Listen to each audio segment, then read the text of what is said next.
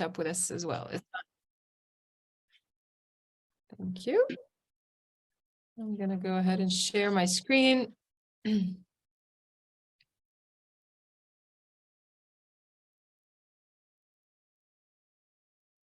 Alrighty. Welcome, everybody. My name is Nadine and I'm joined by my colleague, Sameh Adel from the American University in Cairo. We both work at the Center for Learning and Teaching at the American University in Cairo, and we work in the Digital Education Unit. We're both instructional designers in the unit, and our core job is to design, create, develop online courses, both for ASU students and for anybody else who wants to join online, if it's an international or regional certificate. Today we're going to be talking to you about alternative assessments to enhance students' digital literacies. The link to the toolkit is over here. Sameh is going to put it in the chat for you. This is what we will be talking about today. So we're going to start with a very quick intro about the Digital Literacies Toolkit.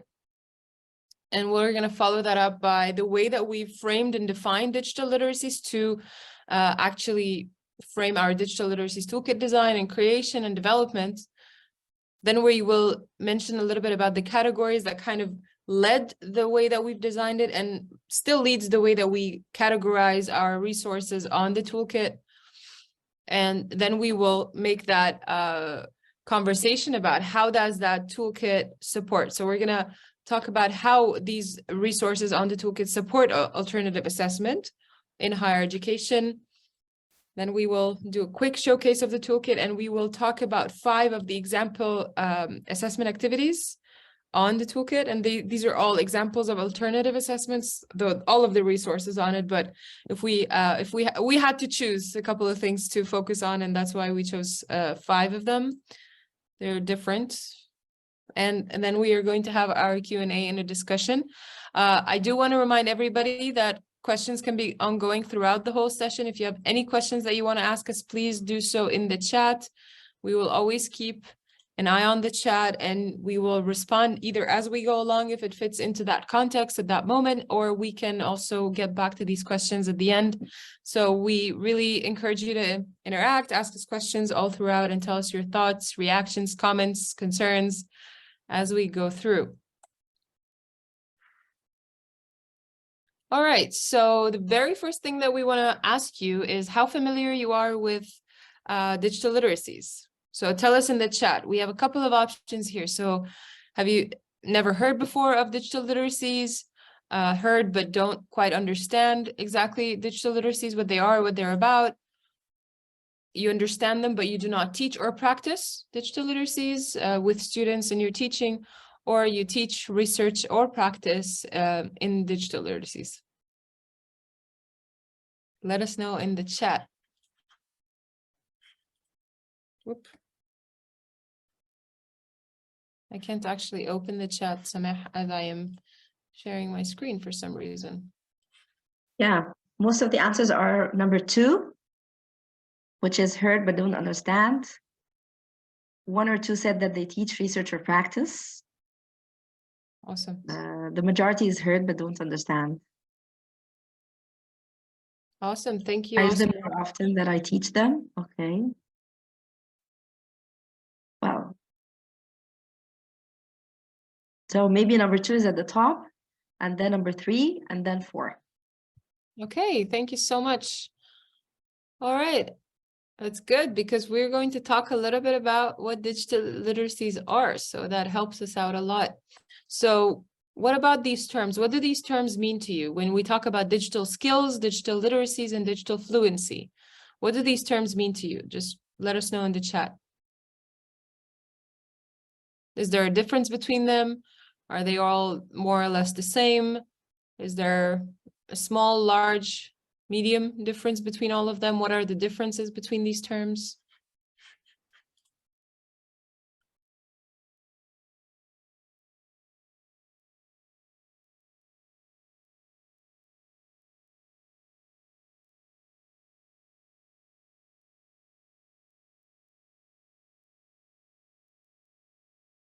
So you can just unmute yourself and talk if you don't want to write in the chat. You can share with us your understanding of those three terms? Okay. So all Graduation. different, but can work together. They are different, but can work together. Yes, agree. Some form of knowledge. They're all different in terms of depth, rigor of understanding and Yes. knowledge. Absolutely. Skills would say an ability that someone possesses, but literacy and fluency suggest an additional knowledge about how to apply these in suitable and relevant matters. Absolutely. Thank you so much, Ollie.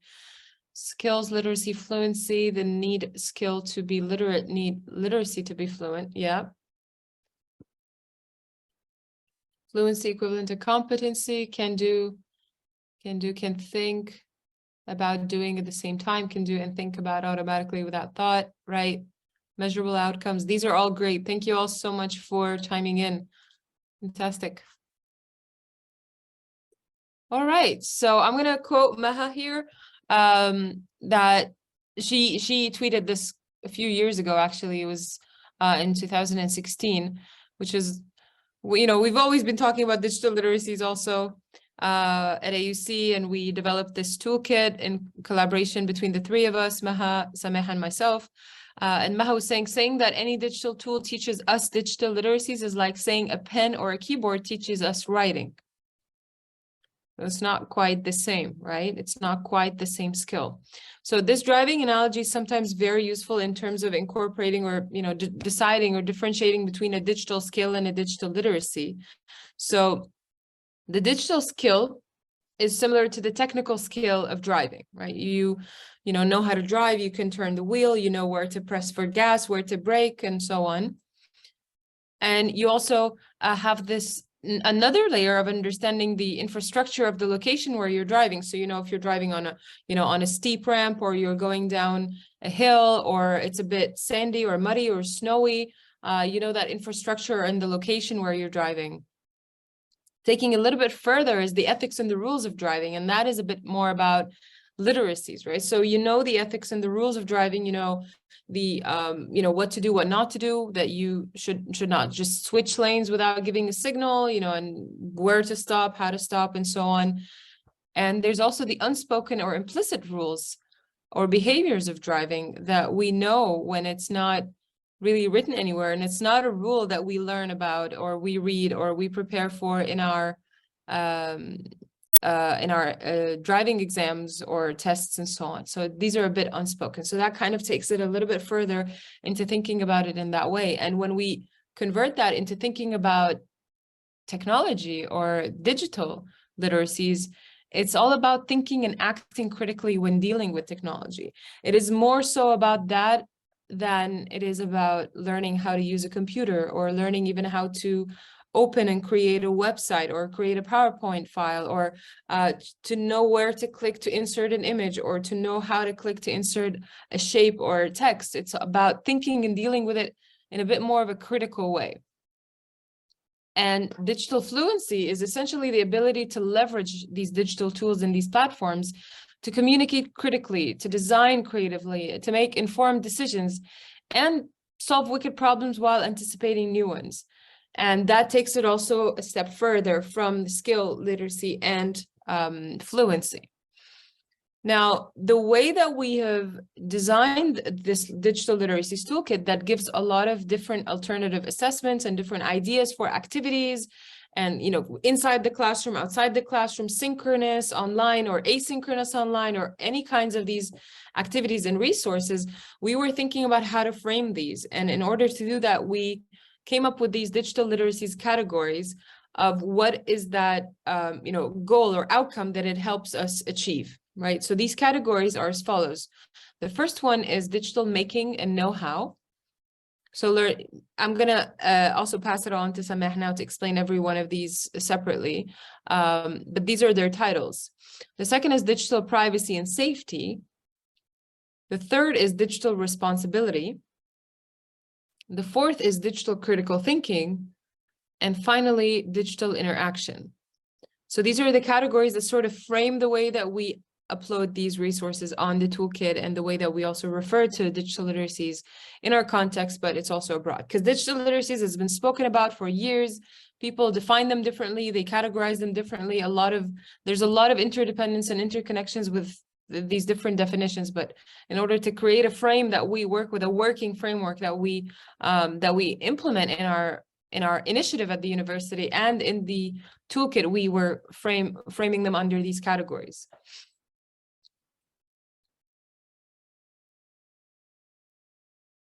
Thank you so much, Nadine. So I just want to highlight that by now we know what we're talking about. So it all came from the digital transformation in education that's happening all around the globe, especially after the pandemic. And one expansion that happened recently is the new emergence of literacies and digital literacies. So we need first to understand what are the different categories of digital literacies in order to be able to assess them and include them in our assessment plans in our classrooms. So the first category is the digital making and know-how. And this entails the skills and the habits of mind of creating different multimedia products. For example, creating videos, of course, PowerPoints, any visuals, posters, podcasts, and so on. But it doesn't only include the technical thing, and I'm referring back to the analogy that Nadine has just explained about driving the car. It's not about how to use the tool and make fancy stuff and creating and mixing and putting things together and putting pictures and so on, but it's also about understanding important aspects of the content creation. One aspect is accessibility standards, for example, how to make digital content that is accessible to everybody with different levels of cognitive skills, maybe who are visually impaired with impairment, those who are like having troubles in reading or having different color problems with colors and so on and so forth. So it's very important to teach students how to make content that is accessible to everybody. Also, one thing is how to go for publishing license, how to know about copyrights, how to know about Creative Commons license, in searching about materials and in also publishing your own material and stuff. So it's very important to teach students the digital making and know-how, and this is one important aspect that we can do different assessment tasks to assess the ability of students to make digital content. Following number two, the following category is digital privacy and safety. So it's very important to maintain own and others' online safety when we create this, when we interact with websites, when we post or publish online on different social platforms. It's very important to know how not to breach privacy, how to avoid hacking, how to avoid cyberbullying, cyber harassment, and so on. And it's very important to identify the usage of different platforms. Is it an LMS? Is it a public social platform, and so on and so forth? Or it's just a website. So it's very important to practice necessary security measures with our students and make them aware of their privacy behavior in online setup, dealing with different digital products. So this is one thing that we also can incorporate in our content.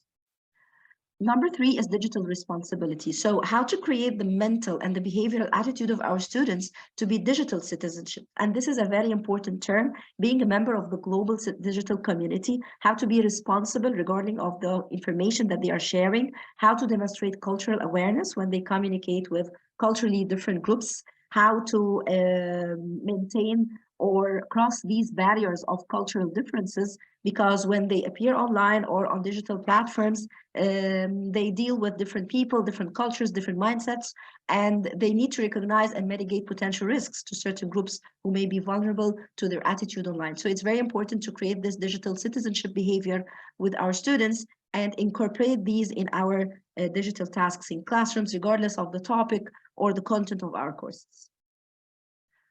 4 is, following to digital responsibility, is digital critical thinking. And here we are trying to leverage students' abilities of critical thinking towards what they are doing with these digital products. So this is also creating the habits of mind that support critical thinking about digital information and platforms. They need to, for example, identify fake news from real news. And this is very, very important. And they also need heavily to rely on information and media literacy. So they are able to evaluate the information that they read online. And this pertains to examining the sources, the credibility of the information, including and identifying fake from real news, as I have just mentioned. And we can do a lot of activities in classrooms to teach students how to differentiate between types of information and how to go and monitor the source of the information to make sure that this information is reliable and I can use them in my content, in my class, in my papers or research or whatever. So this is also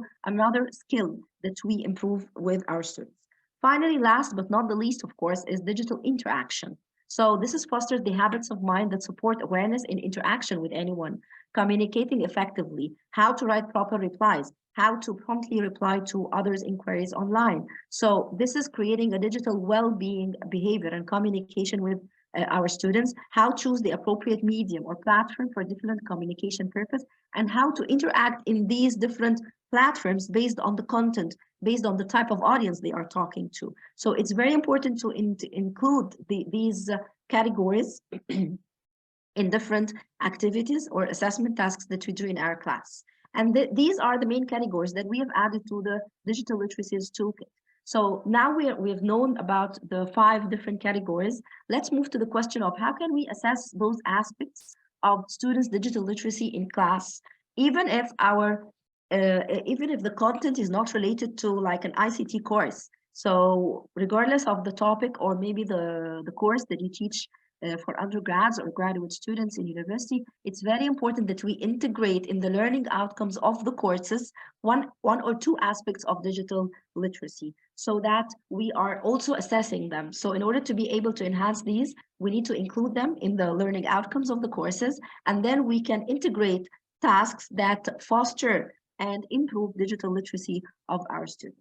And this is what we are like explaining today or showing, and this is what we at AUC developed. We developed a website, it's a toolkit called Digital Literacies Toolkit. And Nadine will walk us through the toolkit now. We'll open the website and she will walk us through the different activities. It includes a lot of ideas, a lot of assessment tasks that you can include in your classes and you can adapt as you wish. So Nadine, now the floor is yours. Thank you, Sameh. So the Digital Literacies Toolkit is first of all an open source website, and that says about that here. It's an open educational resource, so you can view it and interact with it. You can adapt, download anything completely, and it's open with attribution and for non-commercial purposes. So it's Creative Commons by attribution and non-commercial license. And if you do use the toolkit, we really strongly encourage you to contribute back any of your adaptations or anything that you've actually done in your classrooms so that others can benefit from them as well. And we will have them also uploaded on the toolkit. So it first starts by the home page, and you can just browse with, these are the latest uploaded resources. And then you can just filter through here. So you have a lot, like I said, you have virtual synchronous or virtual asynchronous activities. You have things for in class, and it filters at the top here. You can browse by these categories. So if you have in mind that I want to create an assessment that teaches my students digital interaction, you can filter by that category. Or you can also filter by the skills. So these are cross-referenced and cross-tagged, and you will see all of the ones that apply to these. So if you're looking for a resource to help you with a presentation assessment or a writing assessment or a reading assessment, these are alternative assessments as well with a digital literacies angle that helps you teach that skill as well as teach the digital literacy skills that they are for. So when you scroll down, you have all of these resources and you can just click to view them. The 5 ones that we are actually going to focus on here, actually, before I move on, I want to showcase here, there are some general resources, things like copyright, Creative Commons, the do's and don'ts of designing for accessibility. All of these things essentially apply to most of these categories and most of these activities or assessment activities. This is a feedback form for the toolkit, so if you can give us feedback on the toolkit. And finally, when you would like to contribute an activity that you've created, just please fill out this this form where you let us know what you've done, and we will upload it onto our site. So the activities that we are going to quickly go through and focus on today are using FlipGrip for engagement in online courses, using interactive timelines, student podcast assignments, happiness habit log, and academic integrity through case studies. We may not have enough time to go through all of them, actually. So let's maybe try to focus on the first three, and then we can see if we have enough time for later on, because we want to leave time also for questions. So did you want to talk about the FlipGrip one in a nutshell? Yeah, sure. I'm really sorry my voice is not Oh, helpful that's okay. today. I just saw your message. I can go ahead. Don't worry about it. Please, So I'm really sorry. that's okay. Thank you already. It's a lot that you're even joining us. Sama has been struggling with a cold for the past couple of weeks. Yeah, thank you. Feel better.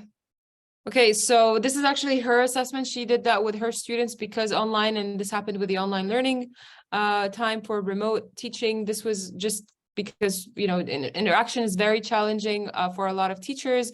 Asking students to keep muting and unmuting in a session, it becomes really, challenging. So FlipGrip is a way, it's a tool, it's a free tool online that lets students record themselves on an audio or video. And they post that short video, and then they can respond to each other also using audio or video or text even. So it lets students record these very short assignments or video blogs or vlogs and so on, where they could reflect on what's going on in the classroom or in a certain assignment. Students can create these classrooms on FlipGrip, and they can enroll all the students, and they can start a video-based conversation or audio-based conversation or discussion. So it's not unlike the online discussions that we usually have that are text on the learning management system, but it provides that video and audio piece, and it's also very visually engaging and interactive. Now, the cool thing I want to say that this activity helped a lot with students who are really embarrassed and they don't like get engaged easily in class. So we use this as asynchronously outside of class. We create the task on FlipGrip, and they record their answers in a 1-minute video. And then they interact and reply to each other's, and they watch each other's videos. So it creates a lot of engagement. So the cool thing about this toolkit is that it actually provides you with all of the documents that all of these educators used. So they have the instructions document, which you can click and download in a Word file, which is very accessible. It's not PDF, unless we could not get the Word file from the instructor themselves. So you can download the instructions document, just change it and adapt it to fit your context. You can download the rubric that all of the teachers and educators use to grade these students. There's a faculty guide, the faculty tutorial, student guide, and so on. And it gives you the average preparation time for you as a faculty member. It gives you the average time for students to complete all of that, and the necessary tools and technologies, and some just possible adaptation ideas and so on. The second one is called Interactive Timeline Project, and this was used in a history class where the instructor was asking her students to create these interactive timelines to present about a historical event that was going on during World War II that was not covered inside the classroom. And these timelines are, very visual. You can incorporate images, Google snapshots and videos even, and you just put them on the timeline at the bottom, and you show chronological event of what was taking place. And it's very, visual, very engaging for students, instead of just going up on a presentation slide and presenting to the class. And this teacher actually created one herself to teach about the main events of World War II. So she was modeling it for her students and asking them also to create it. We have student podcast assessments. This was used in a science class where the teacher was asking them to do these 2-minute science bites to explain scientifically these common questions that we have. So there's one about why are we unhappy? And this is, I'm going to play the first couple of seconds from this because it's very cool.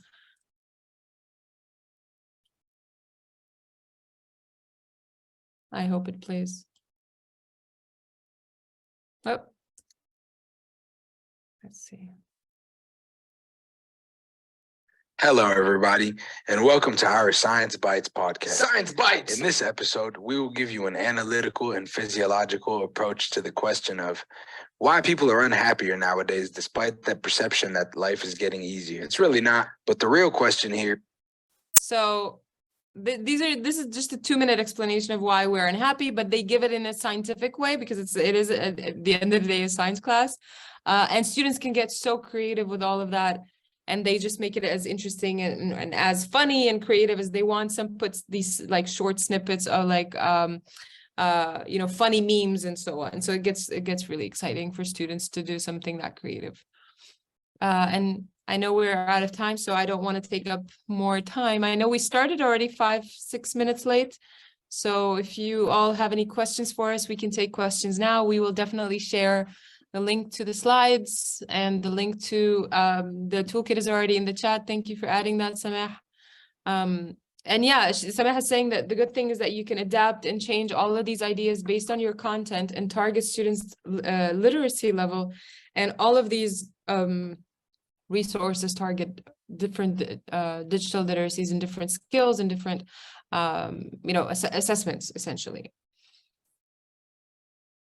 So if you have any questions for us, please write them in the chat. Any thoughts, reactions, concerns? We'd love to hear them.